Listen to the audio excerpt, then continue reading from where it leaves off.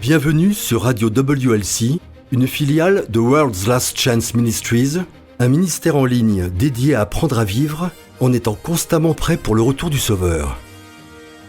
Depuis 2000 ans, les croyants de chaque génération aspirent à être la dernière génération.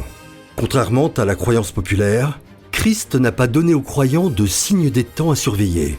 Au lieu de cela, il a averti à plusieurs reprises que sa venue prendrait par surprise même les fidèles. Yahushua a urgemment averti les croyants d'être prêts parce que le Fils de l'homme viendra à l'heure où vous n'y penserez pas. Radio WLC enseigne les esprits et prépare les cœurs au retour soudain de Christ. La miséricorde. De tous les dons divins mis à la disposition des pécheurs, le pardon, la compassion, la grâce, la restauration à l'image divine, tous sont dus à la miséricorde de Yahuwah. Et le plus beau, c'est que tout ce que Yah a promis, nous pouvons le demander. C'est librement disponible pour nous. En fait, le ciel attend juste de déverser les dons les plus riches sur tous ceux qui les réclament par la foi. Bonjour, je suis Eric Thomas et vous écoutez Radio World's Last Chance, où nous couvrons une variété de sujets liés à l'écriture, les prophéties, la piété pratique, les croyances bibliques et la préparation constante pour Yahushua, que ce soit dans la mort ou à son retour inattendu. Dans l'émission d'aujourd'hui intitulée « Accéder à la miséricorde divine », avec Jean-Olivier, nous allons partager au sujet de la miséricorde. Ce qu'elle est et, plus important encore, comment nous pouvons y accéder. Je me souviens avoir lu quelque part une déclaration qui disait « Un ciel rempli de bénédictions attend notre demande. Ces bénédictions seront accordées en réponse à la prière fervente qui demande avec une sincérité qui ne sera pas démentie. » Alors Jean, comment obtenons-nous la miséricorde ? Eh bien, comme tu l'as bien dit, chaque don divin, qu'il s'agisse du pardon, de la sanctification ou même de la grâce, est dû à la miséricorde divine. Commençons par définir ce terme. Lisons la définition de la miséricorde. Miséricorde, je cite, « traitement compatissant, en particulier de ceux qui sont sous notre pouvoir. Clémence, disposition à la bonté et au pardon. » Très bien. Cette définition fonctionne, elle est vraie. Mais ça ne nous donne pas la définition complète. Essayons de lire la définition du même mot dans ce vieux dictionnaire que tu affectionnes. Oui, j'aime bien les dictionnaires plus anciens. Les définitions sont plus précises, elles semblent plus complètes. Voyons voir. Miséricorde. Nous y voilà. Miséricorde. La bienveillance, la douceur ou la tendresse du cœur qui dispose une personne à ignorer les blessures reçues ou à traiter un offenseur mieux qu'il ne le mérite. La disposition qui tempère la justice et incite une personne blessée à pardonner les offenses et les blessures et à s'abstenir de punir ou à infliger moins que la loi ou la justice ne le justifie. Cela implique la bienveillance, la tendresse, la douceur, la pitié ou la compassion et la clémence, mais uniquement à l'égard des offenseurs. En 2007, l'adolescent Abdullah Hosseinzadeh se promenait dans un bazar avec quelques amis quand un autre garçon, Balal Abdullah, l'a bousculé. Abdullah s'est senti offensé et a donné un coup à Balal, qui a réagi en sortant un couteau qu'il avait caché dans ses chaussettes. Au cours de la bagarre qui a suivi, Balal a poignardé Abdullah, le tuant. En vertu de la législation iranienne, c'était un crime capital, et Balal a été condamné à la pendaison. En Iran, les exécutions sont des affaires publiques. Balal a été amené, les yeux bandés, à l'échafaud. Alors qu'il criait, pleurait en implorant le pardon, on l'a fait monter sur une chaise et on lui a passé la corde au cou. Maintenant, en vertu de la loi islamique, la charia, comme une tentative de rendre justice et de donner un sentiment d'apaisement à la famille de la victime, ils sont autorisés à participer à l'exécution en enlevant eux-mêmes la chaise qui se trouve sous le criminel condamné. La mère d'Abdullah s'est avancée, elle s'est tenue debout devant Balal ligoté. Tout le monde attendait qu'elle enlève la chaise. Au lieu de cela, elle a retiré sa main et l'a giflé violemment au visage.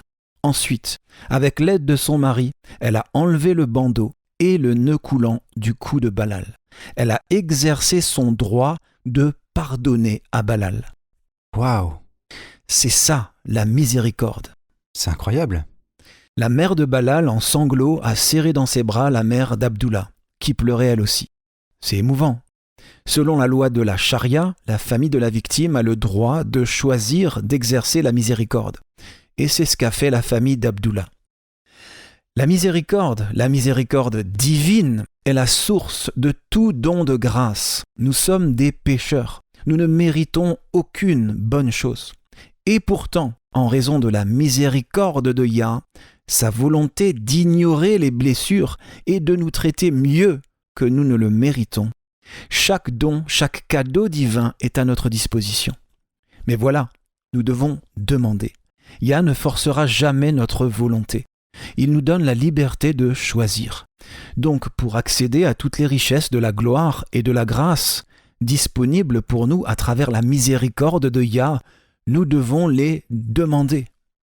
Allons au psaume 85. Quand nous regardons attentivement ce psaume, nous pouvons voir exactement comment nous pouvons obtenir la miséricorde de Yah. Commençons à lire au verset 2. « Tu as été favorable à ton pays, ô Yahweh. Tu as ramené les captifs de Jacob. Tu as pardonné l'iniquité de ton peuple. Tu as couvert tous ses péchés.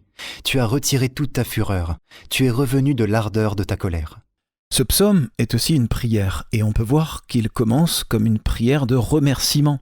Il raconte des exemples passés de la miséricorde de Yah. C'est là une partie importante de toute prière, parce que ça inspire la foi. Quand vous vous concentrez sur ce que Yah a fait pour vous dans le passé, votre foi est renforcée pour croire qu'il vous aidera dans le présent. Maintenant, il arrive au moment où il demande quelque chose. Continuons à lire, verset 5. « Rétablis-nous, Dieu de notre salut. Cesse ton indignation contre nous. T'irriteras-tu contre nous à jamais ? Prolongeras-tu ta colère éternellement ? Ne nous rendras-tu pas à la vie, afin que ton peuple se réjouisse en toi ? Yahweh, fais-nous voir ta bonté et accorde-nous ton salut. » Il demande la miséricorde. Il sait qu'Israël ne le mérite pas. Mais c'est exactement pourquoi ce qu'il demande, c'est la miséricorde.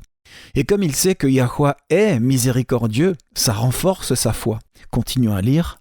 « J'écouterai ce que dit El, ou le Dieu fort dans une autre version. Yahweh, car il parle de paix à son peuple et à ses fidèles, pourvu qu'il ne retombe pas dans la folie. Oui, son salut est près de ceux qui le craignent, afin que la gloire habite dans notre pays. » Et maintenant vient l'un des plus beaux passages des Écritures, à mon sens. Il décrit ce qui se passe quand Yahweh déverse sa miséricorde sur nous. La bonté et la fidélité se rencontrent. La justice et la paix s'embrassent. La fidélité germe de la terre, et la justice regarde du haut des cieux. Yahweh aussi accordera le bonheur, et notre terre donnera ses fruits. La justice marchera devant lui et imprimera ses pas sur le chemin. Ou dans une autre version, la miséricorde et la vérité se sont rencontrées. La justice et la paix se sont embrassées. La vérité jaillira de la terre et la justice descendra des cieux. Oui, Yahweh donnera ce qui est bon, et notre terre donnera ses produits. La justice marchera devant lui et fera de ses pas notre sentier. Yahweh révèle sa miséricorde de manière illimitée. Donc quand nous prions et demandons la miséricorde divine, c'est une prière qui comprend tout. La lettre aux Hébreux le dit aussi clairement. Regardons ce qui est dit au chapitre 4, Hébreux 4, lisons les versets 14 et 15. « Ainsi, puisque nous avons un grand souverain sacrificateur qui a traversé les cieux, Yahushua, le fils de Yah, demeurons fermes dans la foi que nous professons. Car nous n'avons pas un souverain sacrificateur qui ne puisse compatir à nos faiblesses. Au contraire, il a été tenté comme nous en toutes choses, sans commettre de péché. » Ça, c'est le contexte. Nous avons un grand prêtre qui compatit à nos faiblesses et qui a été en tout point tenté comme nous. Par conséquent, à cause de cela, pour cette raison, que se passe-t-il ensuite ? Approchons-nous donc avec assurance du trône de la grâce, afin d'obtenir miséricorde et de trouver grâce pour être secourus dans nos besoins.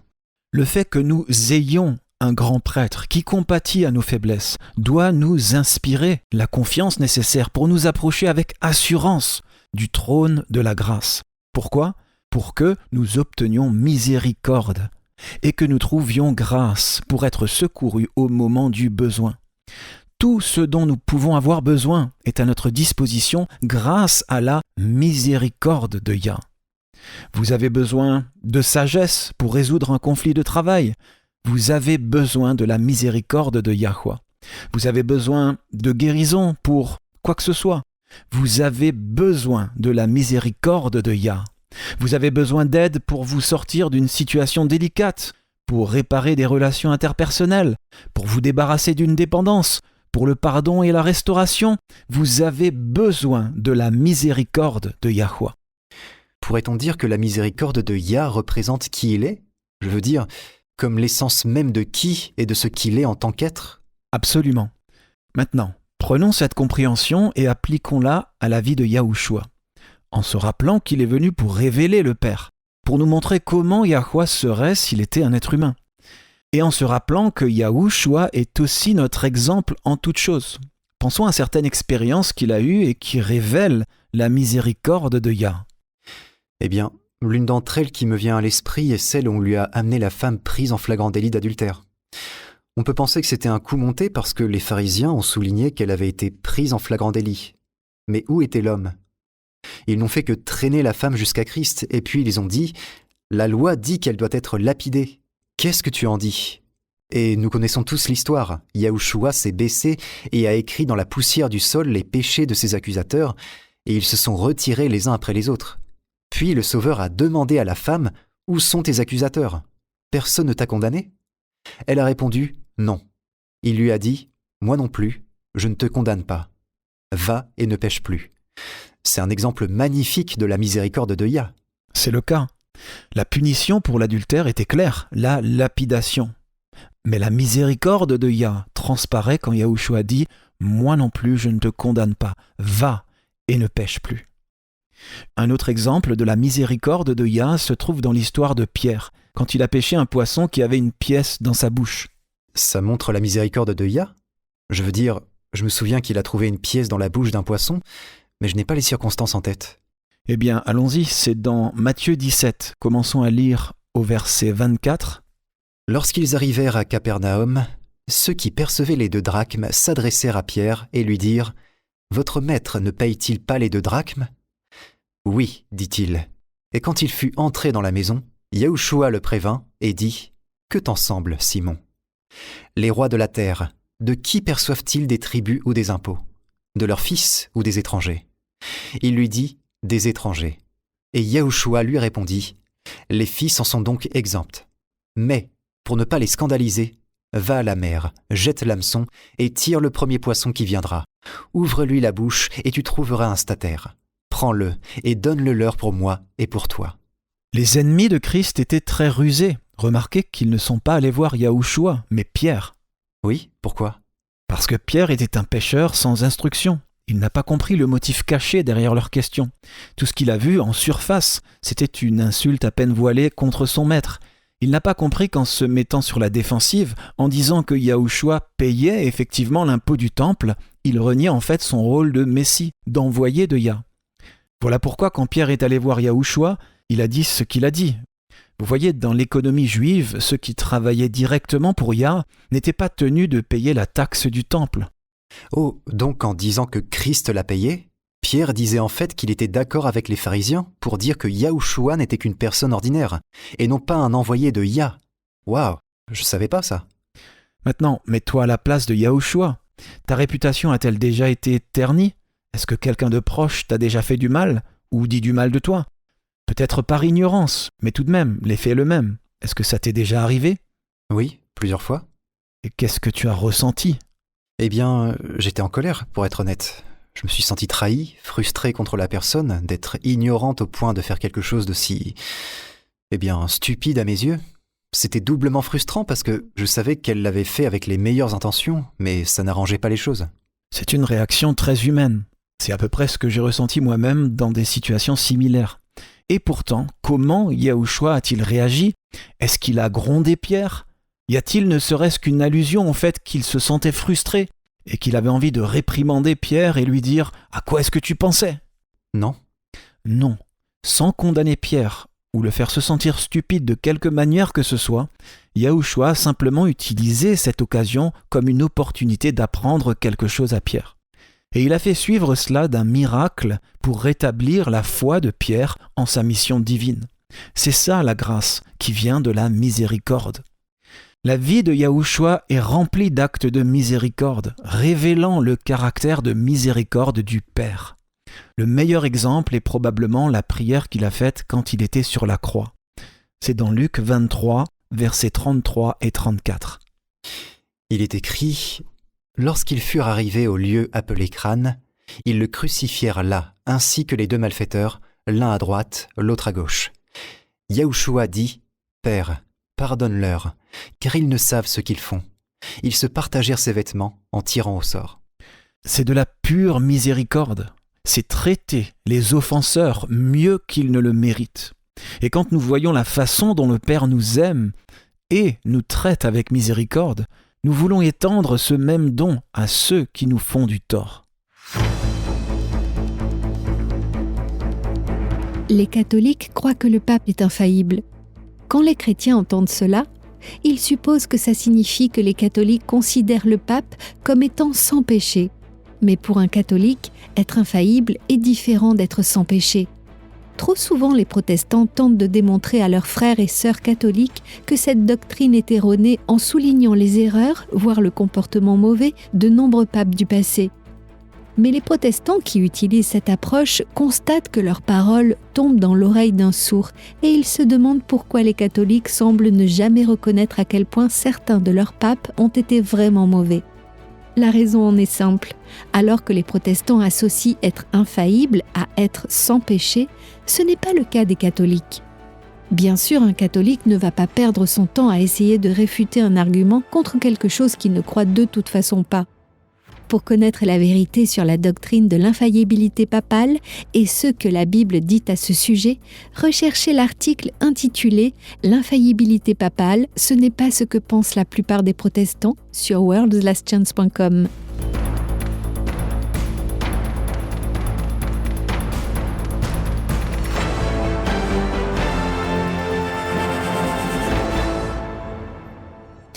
Ok, nous avons examiné la signification de la miséricorde et je dois dire que je ne l'avais jamais vraiment comprise de cette façon auparavant. Nous parlons toujours de la grâce ou de la faveur imméritée, la faveur qu'on ne mérite pas. Mais même la grâce provient du caractère de miséricorde de Yah. C'est vraiment le cœur de qui il est. Comment pouvons-nous prendre cette connaissance et l'appliquer à un niveau pratique dans nos vies quotidiennes ? C'est une bonne question. Nous avons tous des moments où nous nous sentons dépassés par la vie ou les circonstances, où nous avons des problèmes que nous ne savons pas comment résoudre. D'un point de vue très pratique, nous pouvons demander la miséricorde de Yah dans ces moments-là. Mais comme nous l'avons dit dans la première partie, nous devons demander. Yahuwah ne forcera jamais notre volonté. Voilà pourquoi il peut faire plus en réponse à la prière qu'il ne le pourrait autrement. Maintenant, laisse-moi juste prendre une tangente pour un moment, Eric. Je t'en prie. Il est extrêmement important de prier de façon très spécifique. Trop de gens font des prières très vagues. Ils demandent que la volonté de Yah soit faite. Et c'est bien, ne me méprenez pas. Prier pour la volonté de Yah devrait toujours faire partie de nos prières. Mais nous avons aussi besoin d'être très spécifiques quand nous présentons nos besoins au Père. Si vous n'êtes pas précis, comment pourrez-vous savoir si et quand votre prière aura été exaucée ? Je comprends, mais en ce qui me concerne, je pense que l'une des raisons pour lesquelles j'ai parfois hésité à prier de manière très spécifique est que j'ai peur de demander quelque chose qui ne serait pas la volonté de Yah. Je comprends. Ok, dans Matthieu 7, Yahushua aborde précisément cette crainte. Commençons à lire au verset 7, et nous allons lire jusqu'au verset 11. « Demandez et l'on vous donnera. Cherchez et vous trouverez. Frappez et l'on vous ouvrira. Car quiconque demande reçoit. Celui qui cherche trouve, et l'on ouvre à celui qui frappe. » Le sens grammatical original est perdu ici dans nos traductions modernes, mais dans l'original grec, nous avons le sens suivant. Demandez et continuez à demander, et il vous sera donné. Cherchez et continuez à chercher, et vous trouverez. Frappez et continuez à frapper, et la porte vous sera ouverte. Nous ne devons pas abandonner, nous devons persister dans la prière. Mais nous devons encore être précis. Et il est prudent d'être très précis dans nos prières parce que, continuons à lire, que dit le verset suivant ? « Car quiconque demande reçoit, celui qui cherche trouve, et l'on ouvre à celui qui frappe. Lequel de vous donnera une pierre à son fils s'il lui demande du pain? Ou, s'il demande un poisson, lui donnera-t-il un serpent? Si donc, méchants comme vous l'êtes, vous savez donner de bonnes choses à vos enfants, à combien plus forte raison votre Père qui est dans les cieux donnera-t-il de bonnes choses à ceux qui les lui demandent? Bien sûr, nous devrions toujours ajouter la réserve suivante, comme Christ l'a fait. Non pas ma volonté, mais que ta volonté soit faite. Mais nous devrions prier, et nous sommes invités à prier, en étant très précis dans nos demandes. C'est là qu'il peut être utile d'avoir quelques points de prière pour demander la miséricorde. Cela vous permet d'accéder à la miséricorde divine et à tous les dons et bénédictions qui l'accompagnent. Commençons par 1 Chroniques 16, verset 34. Que dit ce verset? Louez ou rendez grâce à Yahweh, car il est bon, car sa miséricorde dure à toujours. Quand vous avez besoin de la miséricorde divine, commencez ici. Réclamez cette promesse, que la miséricorde de Yahweh dure à toujours. Et dans votre prière, remerciez le Père qu'il en soit ainsi. Il est toujours important de reconnaître ses dons et son amour. La gratitude éveille l'amour, et l'amour construit la confiance qui inspire la foi. Donc commencez toujours par la gratitude. Remerciez Yahweh pour sa miséricorde éternelle. Passons maintenant à Exode 15. C'est le chant de Moïse après la traversée de la mer Rouge. L'une des choses qui construisent notre foi est de prêter attention à la façon dont Yah a aidé les autres. Nous pouvons savoir que s'il a fait quelque chose pour aider quelqu'un d'autre, il peut le faire pour nous aussi. Lisons le verset 13.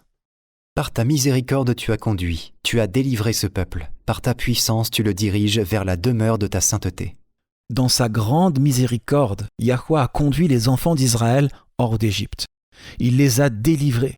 C'est là un principe de délivrance qui peut être appliqué dans de nombreuses circonstances difficiles. Dans votre prière, vous pouvez pointer ce principe et l'invoquer comme une raison pour laquelle il devrait avoir pitié de vous et vous délivrer vous aussi. Très bien, Éphésiens 2, versets 4 et 5, qu'est-il dit? Mais Yah, qui est riche en miséricorde à cause du grand amour dont il nous a aimés, nous qui étions morts par nos offenses, nous a rendus à la vie avec Christ. C'est là aussi une promesse qui peut être revendiquée quand on demande la miséricorde divine. Cela dit non seulement que Yah est riche en miséricorde, mais aussi qu'il nous aime d'un grand amour. Réclamez cette promesse. Lisons ensuite 2 Samuel 7, verset 15. C'est une prophétie que le prophète Nathan a donnée à David au sujet de son fils Salomon. Allons-y. Mais ma grâce ne se retirera point de lui, comme je l'ai retiré de Saül, que j'ai rejeté devant toi. Ou, dans une autre version, ma miséricorde ne s'éloignera pas de lui, comme je l'ai fait pour Saül, que j'ai chassé devant toi. Malachie 3, verset 6 nous dit « Car je suis Yahweh, je ne change pas. Et vous, enfants de Jacob, vous n'avez pas été consumés. » Ou dans une autre version « C'est pourquoi vous n'êtes pas consumés, ô fils de Jacob. » Yahweh ne change pas. Son amour est aussi constant pendant les jours de nos luttes les plus difficiles qu'il l'est dans les moments de nos plus grandes joies. Donc, quand vous demandez la miséricorde, vous pouvez citer cette déclaration dans 2 Samuel. Vous pouvez dire « Tout comme tu as promis que ta miséricorde ne s'éloignerait pas de Salomon, je te prie, ne me l'enlève pas non plus. » Vous pouvez demander cela. C'est le même genre de prière que David fait dans le psaume 4, verset 3. Lisons-le, psaume 4, verset 3. « Quand je crie, réponds-moi, Dieu de ma justice. Quand je suis dans la détresse, sauve-moi. Aie pitié de moi, écoute ma prière. » Ou dans une autre version, « Écoute-moi quand j'appelle Dieu de ma justice. Tu m'as soulagé dans ma détresse. Aie pitié de moi et écoute ma prière. » Pour ainsi dire, tu as fait cela pour moi dans le passé, alors maintenant je te demande de me bénir à nouveau de cette même bénédiction. Mettre le doigt sur les miséricordes passées de Yah est un excellent moyen de demander sa bénédiction et son aide dans le présent. C'est un principe important à retenir quand on demande la miséricorde de Yah pour être pardonné. Souvent, en particulier s'il s'agit d'un péché qui s'accroche à nous, contre lequel nous luttons sans cesse, nous nous sentons trop honteux et embarrassés pour demander le pardon. Oui, c'est comme si nous devions prouver notre repentance en résistant à la tentation un certain nombre de fois avant de pouvoir revenir et demander le pardon. Mais est-ce que le fait de se priver de la présence de Yah va nous rendre meilleurs? Non, bien sûr que non.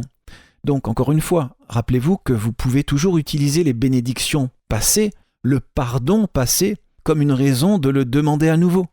Lisons Nombre 14, verset 19. C'est une prière dans laquelle Moïse demande à Yah de pardonner aux enfants d'Israël. Et si quelqu'un était coupable d'avoir péché encore et encore, c'était bien le peuple d'Israël. Mais ça n'a pas empêché Moïse de demander à Yah d'avoir pitié d'eux et de leur pardonner à nouveau. En fait, Moïse a utilisé la miséricorde passée de Yah comme une raison pour l'exhorter à avoir de nouveau pitié. Lisons-le, Nombre 14, verset 19. Pardonne l'iniquité de ce peuple, selon la grandeur de ta miséricorde, comme tu as pardonné à ce peuple depuis l'Égypte jusqu'ici.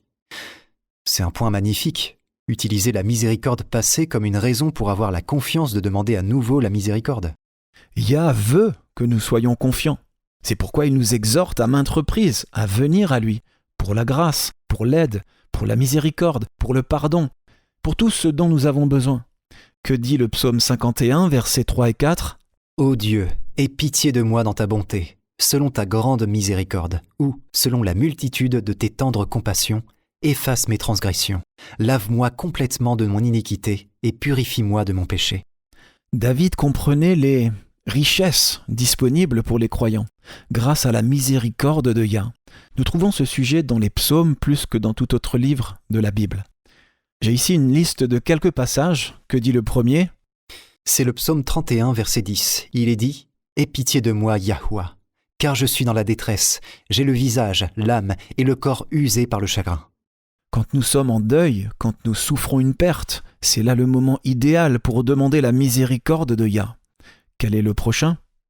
C'est un extrait du psaume 6, versets 2 à 5 qui dit « Ô Yahuwah, ne me réprimande pas dans ta colère, et ne me châtie pas dans ta fureur. Aie pitié de moi, Yahuwah, car je suis sans force, guéris-moi, Yahuwah. Car mes os sont tremblants, mon âme est toute troublée. Et toi, Yahuwah, jusques à quand ? Reviens, Yahuwah, délivre mon âme, sauve-moi à cause de ta miséricorde. » Sauve-moi à cause de ta miséricorde. C'est là une prière puissante. Il est en train de dire « Yahuwah, je sais que ton caractère est un caractère de miséricorde. Je m'en remets à toi. Sauve-moi pour l'amour de ton nom, pour l'amour de ta réputation, parce que tu es un Dieu de miséricorde. » Psaume 9, verset 14. Yahuwah, aie pitié de moi. Vois la misère où m'ont réduit ceux qui me vouent leur haine. C'est toi qui me fais remonter des portes de la mort. Ou, dans une autre version, Yahuwah, vois comme mes ennemis me persécutent. Aie pitié et arrache-moi aux portes de la mort. La persécution peut se présenter sous différentes formes et peut être l'une des expériences les plus douloureuses et les plus stressantes qu'on puisse vivre. Si vous êtes persécuté, et la persécution ne se limite pas par exemple à l'adoption par le gouvernement de lois qui vous empêchent de pratiquer votre culte. Il peut s'agir de personnes qui répandent de fausses rumeurs sur vous. Ça peut être quelqu'un qui fait ou dit des choses qui portent atteinte à votre réputation, à votre bonne réputation. C'est le moment idéal pour se tourner vers Yah et lui demander d'avoir pitié de vous. Et parfois, quand les choses vont vraiment mal, il peut être difficile d'exprimer ses besoins par des mots. Encore une fois, demandez à Yah d'avoir pitié. Allons-y, lisons le reste. Le psaume 25, verset 16 dit « Regarde-moi, ô Yahuwah, et fais-moi grâce, car je suis seul et malheureux. » Ou « Tourne-toi vers moi, et aie pitié de moi, car je suis désolé et affligé. » Psaume 109, versets 26 et 27. « Aide-moi, Yahuwah, mon Dieu. Sauve-moi selon ta miséricorde, afin qu'il sache que c'est ta main, que c'est toi, Yahuwah, qui a fait cela. » Il est toujours approprié de prier et de demander que la miséricorde de Yah soit accordée pour que son nom soit honoré devant les incroyants. Quel est le suivant ? Psaume 143, versets 11 et 12. C'est en quelque sorte la même pensée. Il est dit « À cause de ton nom, Yahuwah, rends-moi la vie, ou ranime-moi. À cause de ta justice, retire mon âme de la détresse. Dans ta miséricorde, anéantis mes ennemis, et détruis tous les oppresseurs de mon âme, car je suis ton serviteur. » Psaume 119, verset 124. Agis envers ton serviteur selon ta miséricorde, et enseigne-moi tes statuts ou tes lois. Encore une promesse puissante. Vous voulez plus de lumière ? Vous voulez comprendre l'avancement de la vérité ? Réclamez la miséricorde de Yah, comme une raison pour laquelle il devrait vous bénir avec plus de vérité. Le psaume 23, tout le monde le connaît, « Le Seigneur est mon berger ». Le psaume se termine par cette affirmation triomphante, la bonté et la grâce ou la miséricorde, selon les versions, m'accompagneront tous les jours de ma vie, et j'habiterai pour toujours dans la maison de Yahweh. Il me semble que nous n'avions pas compris ou apprécié pleinement la miséricorde divine, comme nous aurions dû le faire. Yah veut que nous ayons confiance en son amour, en son pardon, en sa compassion et en sa sagesse. Et tous ces dons viennent parce qu'au fond, sa disposition est miséricordieuse. C'est magnifique. Et oui, ça nous donne vraiment confiance, n'est-ce pas? Le dernier verset est le psaume 5, verset 7. Il dit « Mais moi, par ta grande miséricorde, je vais à ta maison, je me prosterne dans ton saint temple avec crainte. » Ou dans une autre version « Quant à moi, j'entrerai dans ta maison, dans la multitude de tes miséricordes, dans la crainte de toi, je me prosternerai devant le temple de ta sainteté. » Ça montre la confiance de David dans le fait que Yah l'accepterait. David n'était pas un homme parfait. Il a été adultère, meurtrier, il avait été un homme de sang depuis sa jeunesse. Et pourtant, il était aussi un homme selon le cœur de Yah. Pourquoi ? Parce que David se tournait constamment vers Yah. Quand ses fautes lui étaient signalées, il se repentait immédiatement et il se confiait en la miséricorde de Yah pour lui pardonner. J'aimerais terminer avec le psaume 138. Lisons-le en entier, il n'a que 8 versets, mais remarquez comment tout ce psaume exprime la confiance en Yah. Je te célèbre de tout mon cœur, je chante tes louanges en la présence de Yah. Je me prosterne dans ton saint temple et je célèbre ton nom à cause de ta bonté et de ta fidélité. Car ta renommée s'est accrue par l'accomplissement de tes promesses. Le jour où je t'ai invoqué, tu m'as exaucé, tu m'as rassuré, tu as fortifié mon âme. Tous les rois de la terre te loueront, ô Yahweh, en entendant les paroles de ta bouche. Ils célébreront les voies de Yahweh, car la gloire de Yahweh est grande. Yahweh est élevé, il voit les humbles, et il reconnaît de loin les orgueilleux. Quand je marche au milieu de la détresse, tu me rends la vie, tu étends ta main sur la colère de mes ennemis. Vous voyez à quel point David est confiant en Yahweh. Nous arrivons au point culminant de tout le psaume. Certains disent en plaisantant que David était en quelque sorte le maniaco-dépressif des Écritures. Quand il se sentait mal, il se sentait vraiment mal. Et on peut vraiment sentir l'émotion qui se dégage de certains des psaumes qu'il a écrits quand il était déprimé. Mais ici, il est en paix. Plus encore, il est confiant et sa confiance est en Yah. Ok, lisons le verset 8. Le dernier verset révèle pourquoi David avait une telle confiance en Yah. Yahweh agira en ma faveur, ou perfectionnera, achèvera ce qui me concerne, dans d'autres versions. Ta miséricorde, ô Yahweh, durera toujours. N'abandonne pas l'œuvre de tes mains. Ta miséricorde, ô Yahweh, durera toujours. C'était ça, le secret de la confiance de David. Il connaissait le caractère de Yah et savait qu'il est un Dieu de miséricorde infinie. Et nous pouvons être confiants dans cette même chose. Peu importe ce que nous avons fait ou n'avons pas fait, peu importe combien nous avons échoué ou péché, nous servons un Dieu d'une infinie miséricorde qui nous aime et nous accepte là où nous sommes. Amen. Quel formidable encouragement. Restez à l'écoute, amis auditeurs, à suivre dans notre courrier des auditeurs comment faire confiance à Yah, même dans les moments les plus sombres de la vie.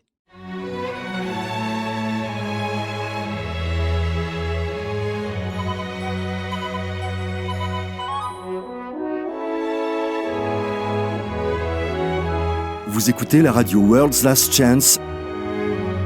Radio World's Last Chance enseigne les esprits et prépare les cœurs au retour soudain de Christ. Saviez-vous que vos paroles de louange sont précieuses pour le Père ? Malachie 3, verset 16 nous dit « Alors ceux qui craignent Yahweh se parlèrent l'un à l'autre. Yahweh fut attentif et il écouta, et un livre de souvenirs fut écrit devant lui pour ceux qui craignent Yahweh et qui méditent sur son nom. » Vos paroles de gratitude et de louange sont si précieuses que le Père les enregistre dans un livre. Alors exprimez votre amour et votre gratitude, souvent, et voyez votre foi grandir. La question d'aujourd'hui vient du pays le plus peuplé du monde. La Chine ? Et non, ce pays est l'une des plus grandes démocraties du monde. Donc pas la Chine.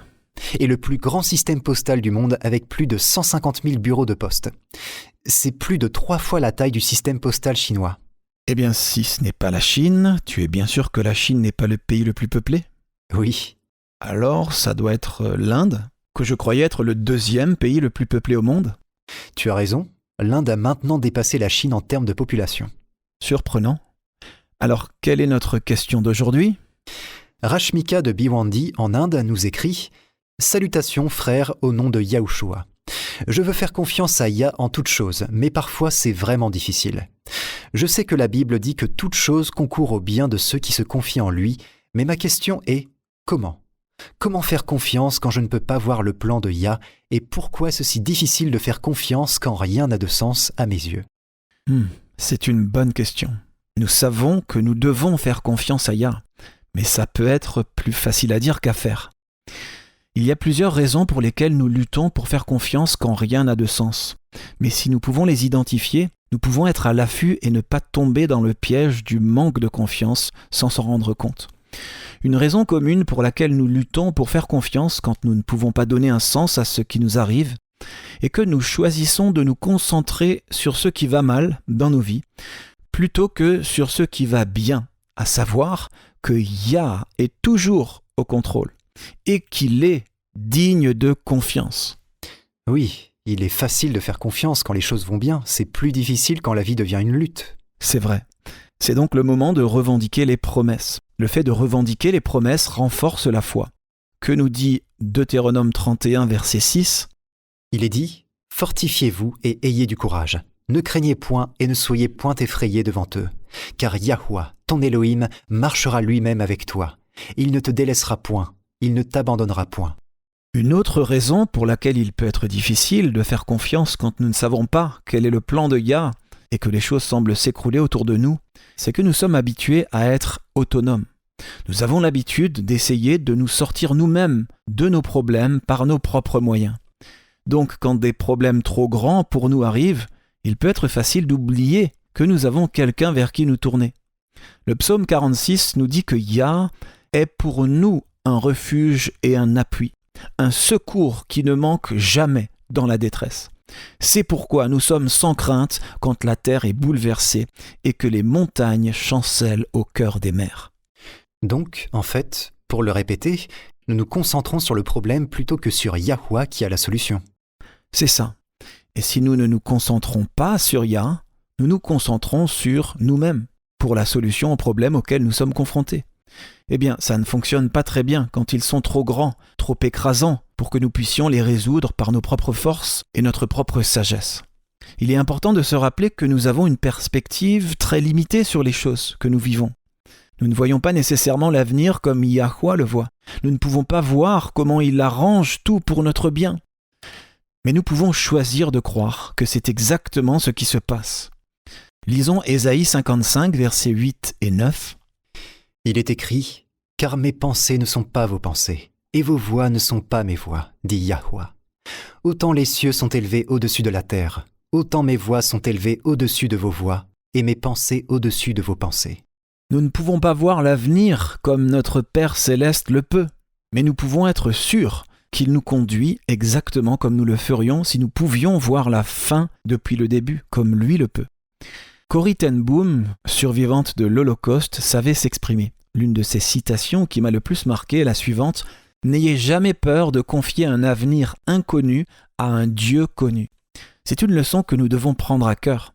Nous connaissons Yah, nous savons qu'il nous aime et qu'il nous accepte tels que nous sommes. Nous savons qu'il nous invite à lui apporter nos problèmes et nos luttes, nos perplexités.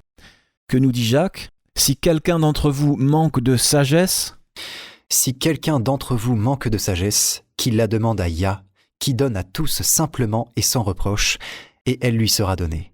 Et le verset suivant est tout aussi important, il dit « Mais qu'il la demande avec foi, sans douter, car celui qui doute est semblable au flot de la mer, agité par le vent et poussé de côté et d'autre. » L'Écriture nous donne d'excellents exemples de personnes qui ont fait confiance à Yah, même quand elles étaient plongées dans des circonstances confuses, voire tragiques, ou qu'elles ne savaient pas comment les promesses de Yah allaient s'accomplir.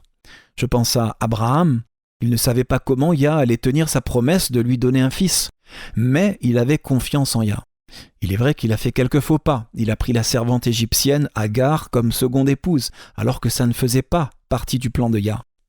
Sarah aussi. On se souvient de sa réaction quand les anges en visite ont dit à Abraham qu'elle allait tomber enceinte. Elle a ri. Une réaction très naturelle. Mais Abraham a cru.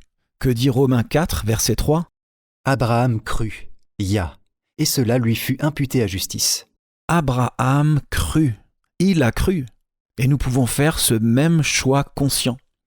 Je pense à Joseph. Il est passé du statut de fils préféré, de la femme préférée, à celui d'esclave, vendu, un sort pire que la mort. En plus, il a été accusé à tort et a passé je ne sais combien d'années en prison pour un crime qu'il n'a pas commis. Et pour ajouter l'insulte à la blessure, il savait que Potiphar savait qu'il était innocent. Si Potiphar avait vraiment cru aux accusations portées contre Joseph, il l'aurait tué sur le champ. C'est ça. Mais à travers toutes ces épreuves, Joseph s'est accroché à sa foi que Yah avait un plan.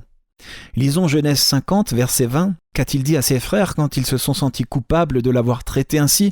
Vous aviez médité de me faire du mal. Yah l'a changé en bien pour accomplir ce qui arrive aujourd'hui, pour sauver la vie à un peuple nombreux.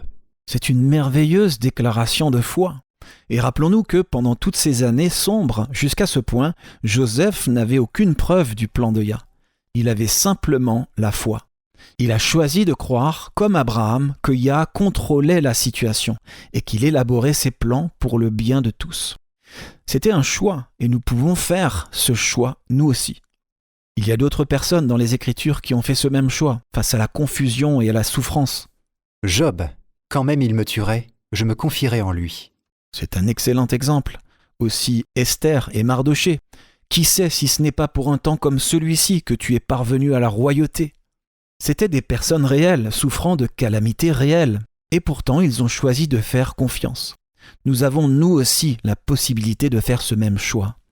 Maintenant, l'autre partie de la question. Comment ? Encore une fois, ce qui compte, c'est la direction dans laquelle nous choisissons de nous concentrer.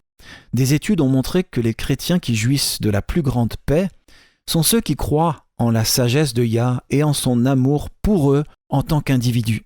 C'est la clé. Mon grand-père était un homme très gentil, à la voix douce, mais il n'a jamais vraiment cru que Yah l'aimait individuellement, qu'il se souciait de lui en tant qu'individu. Il ne croyait pas en un Dieu qui s'intéresse à lui et l'aimait à un niveau personnel. Non, et c'était vraiment triste. On pouvait voir l'impact que ça avait sur sa vie. C'est triste en effet.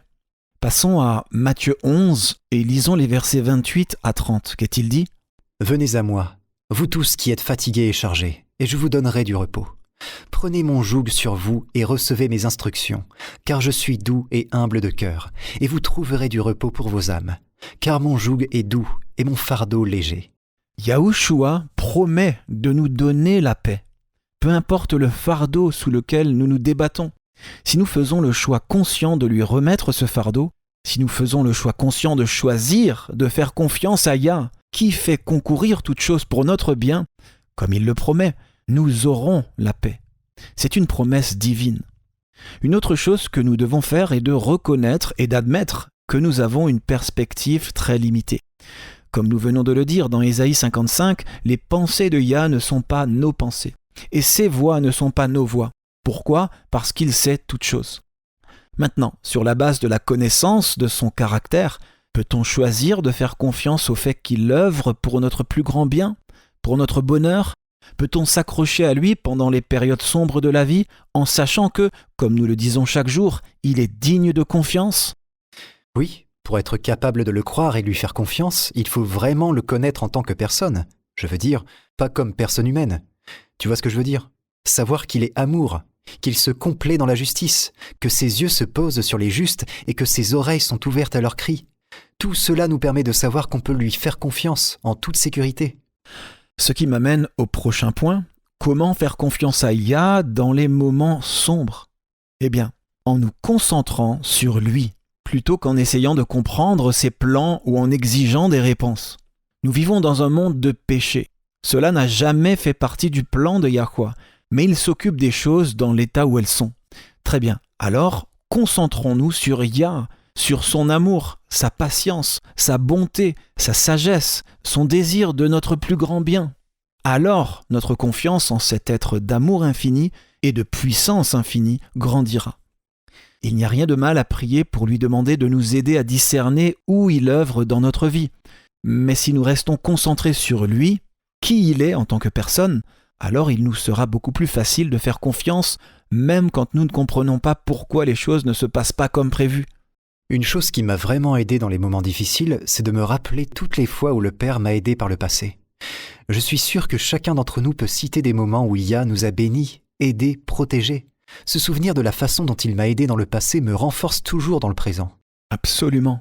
Ce souvenir de la façon dont Yah nous a bénis par le passé est stimulant pour notre foi. En fait, il y a un passage étonnant dans Malachie 3, lisons-le, les versets 16 et 17, qui montrent vraiment l'importance de se souvenir des bénédictions passées de Yah. Alors ceux qui craignent Yahweh se parlèrent l'un à l'autre. Yahweh fut attentif, et il l'écouta. Et un livre de souvenirs fut écrit devant lui, pour ceux qui craignent Yahweh, et qui honorent son nom. Ils seront à moi, dit Yahweh des armées.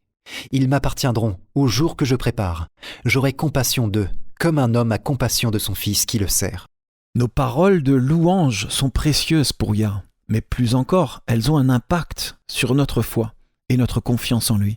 Quand nous faisons cela, nous savons qu'il est sûr d'abandonner le contrôle de nos vies à notre Père céleste. Nous avons alors la confiance nécessaire pour lui obéir, même quand l'avenir semble menaçant. Proverbe 3, versets 5 et 6 contient une merveilleuse promesse. Lisons-la. Proverbe 3, versets 5 et 6. Confie-toi en Yahweh de tout ton cœur, et ne t'appuie pas sur ta sagesse. Reconnais-le dans toutes tes voies, et il aplanira tes sentiers. Amen. Ça, c'est une promesse, et nous pouvons la revendiquer. Savoir qu'il contrôle et dirige activement nos chemins nous permet d'aller de l'avant avec confiance. Nous ne sommes pas obligés, et souvent ce n'est pas le cas, de savoir précisément où le Père nous conduit. Mais quand nous nous concentrons sur l'amour et l'attention dont nous avons fait l'expérience par le passé, ça nous permet de lui faire confiance dans le présent. Lisons Jérémie 29, verset 11. C'est une promesse puissante que nous devrions tous mémoriser. Elle est parfaite pour les périodes sombres de la vie. Jérémie 29, verset 11. Car je connais les projets que j'ai formés sur vous, dit Yahweh, projets de paix et non de malheur, afin de vous donner un avenir et de l'espérance. Ou, dans une autre version, car je connais les plans que j'ai pour toi, déclare Yahweh. Des plans pour te faire prospérer et non pour te faire du mal. Des plans pour te donner de l'espoir et un avenir.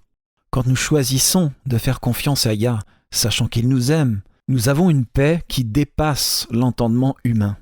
Et quand nous continuons à choisir de faire confiance, nous vivons des expériences dont nous n'aurions pu que rêver auparavant. Parfois, ce qui augmente notre stress dans les situations difficiles, c'est de ne pas savoir quoi faire. Ce que je vois trop souvent, c'est que quand quelqu'un ne sait pas quoi faire, il ne fait rien. Certains prient et prient encore et disent « J'aimerais juste que Yah me dise quoi faire ». Mais ce n'est généralement pas comme ça qu'il œuvre. Si vous vous trouvez dans cette situation, priez d'abord, bien sûr. Demandez-lui de vous guider.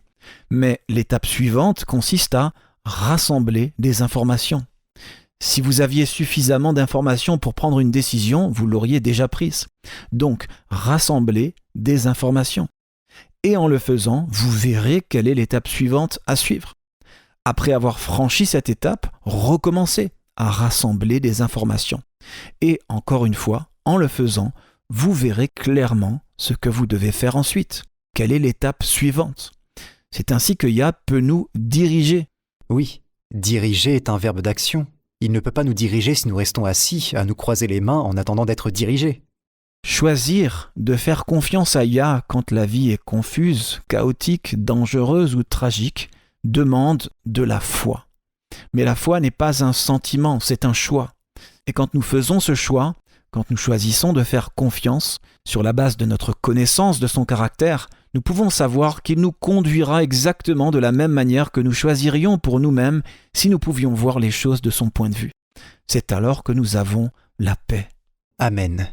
C'est une leçon si importante que nous devons tous apprendre, en particulier quand nous nous efforçons de vivre dans un état de préparation constante en tant que citoyens du royaume de Yah. Si vous avez une question, amis auditeurs, un commentaire ou une demande de prière, rendez-vous sur worldslastchance.com et cliquez sur « Contactez-nous ». À suivre, Élise Blanc avec votre promesse quotidienne de la parole de Yah. Restez à l'écoute.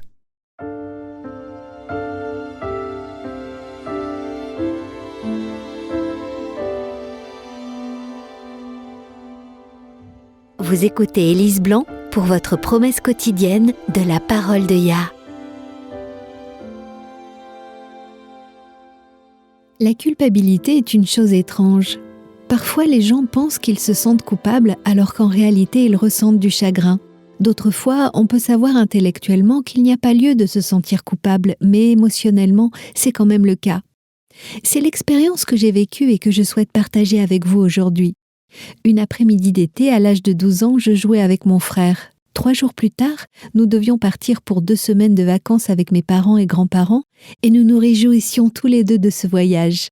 Soudain, en jouant, j'ai eu un accident. Je suis tombée d'un rebord de 4 mètres. J'ai été gravement blessée dans ma chute. J'ai dû subir 2 interventions chirurgicales et je suis restée 1 semaine à l'hôpital. Évidemment, notre voyage a été annulé, ce qui était très décevant. J'étais rentrée de l'hôpital depuis 2 jours et me déplaçais encore en fauteuil roulant quand ma mère a reçu un coup de téléphone. Ses parents, qui devaient voyager avec nous avant mon accident, venaient d'être victimes d'un grave accident de voiture. Mon grand-père avait plusieurs os cassés et ma grand-mère était gravement blessée. Les médecins n'étaient pas sûrs qu'elle s'en sorte. Ma mère a immédiatement réservé un billet pour aller chez ses parents jusqu'à ce qu'ils soient suffisamment rétablis pour se débrouiller seuls. Aussi logique que cela puisse paraître, je me sentais tellement coupable de l'accident de mes grands-parents. Je me disais que si je n'étais pas tombée, nous aurions pu partir en voyage. Et si nous étions partis, ils n'auraient pas conduit à ce moment-là et n'auraient pas eu d'accident. Je sais, c'est illogique, mais les émotions ne sont pas toujours logiques. Je n'ai jamais dit à personne que je me sentais coupable, mais pendant des années, chaque fois que je pensais à leur accident et à l'impact durable de leurs blessures sur leur santé, je me sentais coupable. C'était horrible. 20 ans plus tard, ma grand-mère et moi étions dans la cuisine quand, d'une manière ou d'une autre, nous avons abordé le sujet de l'accident. J'ai avoué à ma grand-mère que je m'étais toujours sentie coupable qu'ils aient eu cet accident. Elle était surprise. « Pourquoi tu t'es sentie coupable de ça ?» m'a-t-elle demandé.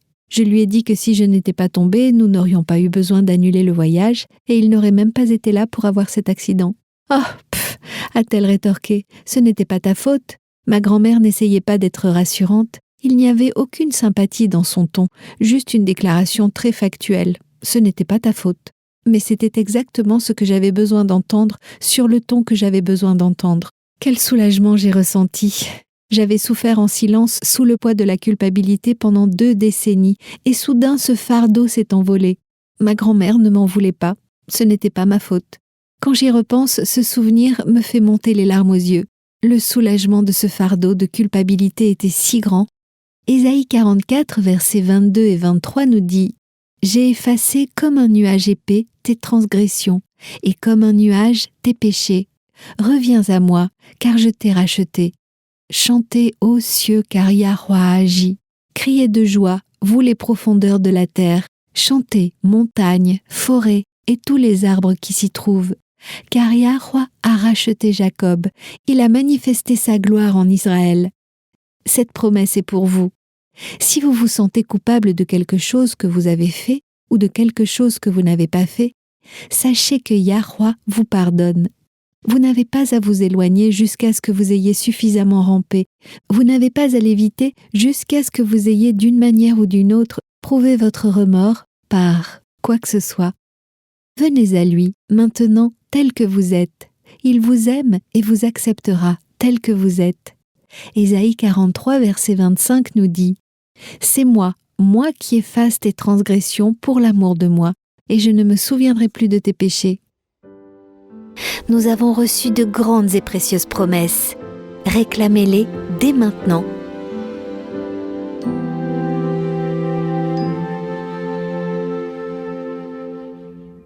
Tout le monde connaît le passage où Moïse a demandé à voir la face de Yah.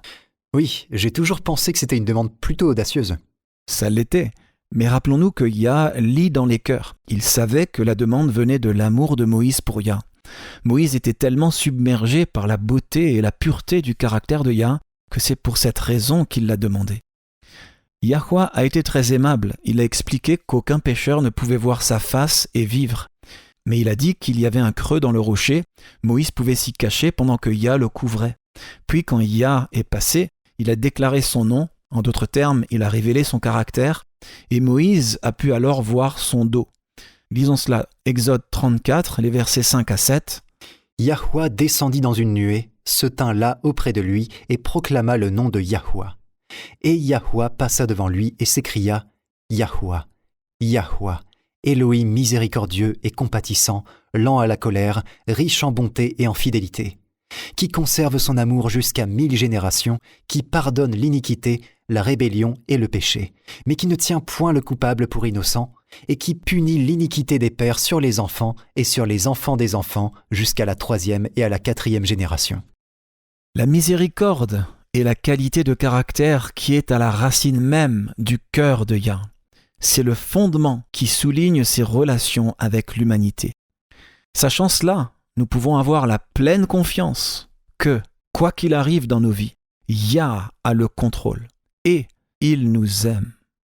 Pour terminer, lisons Lamentation 3, versets 22 à 24. Les bontés de Yahouah ne sont pas épuisées. Ses compassions ne sont pas à leur terme. Elles se renouvellent chaque matin. Oh, que ta fidélité est grande! Yahouah est mon partage, dit mon âme. C'est pourquoi je veux espérer en lui. Merci de vous être joints à nous, amis auditeurs. Si vous avez apprécié l'émission d'aujourd'hui et que vous souhaitez la partager avec vos amis ou votre famille, vous pouvez la trouver sur notre site worldslastchance.com. Nous publions également sur notre chaîne YouTube les émissions déjà diffusées. Vous pouvez donc rechercher cette émission intitulée « Accéder à la miséricorde divine ». C'est l'émission numéro 247. Encore une fois, c'est l'émission numéro 247, « Accéder à la miséricorde divine ». Si vous écoutez notre programme sur YouTube, dites-nous ce que vous en pensez dans les commentaires. Si vous appréciez nos programmes, pensez à nous donner un pouce en l'air. Vous pouvez aussi vous abonner à notre chaîne pour recevoir des alertes quand de nouveaux contenus sont mis en ligne. Nous espérons que vous pourrez vous joindre à nous à nouveau demain. Et d'ici là, rappelez-vous, Yahouah vous aime. Et vous pouvez compter sur lui, lui faire confiance en toute sécurité, car il en est digne.